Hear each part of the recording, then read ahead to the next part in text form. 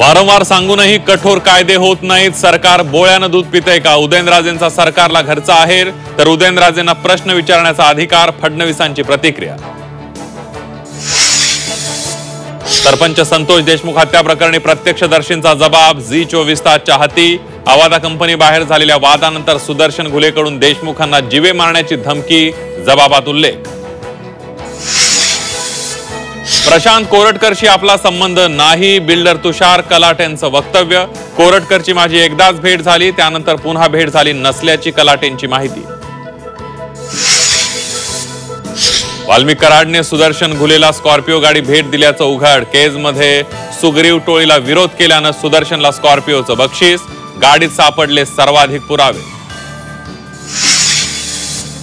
कर्जमाफी हा आपला विषय नाही. मुख्यमंत्री आणि दोन्ही उपमुख्यमंत्री निर्णय घेतील. कृषी मंत्री कोकाटेंचं मुख्यमंत्र्यांकडे बोल.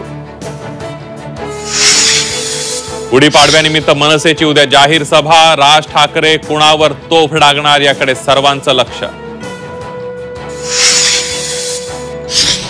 करुणा मुंडे पोटगी प्रकरणी आज दोन्ही बाजूने जोरदार युक्तिवाद. पुढची सुनावणी 5 एप्रिलला. पुरावे सादर करण्याचे कोर्टाचे आदेश.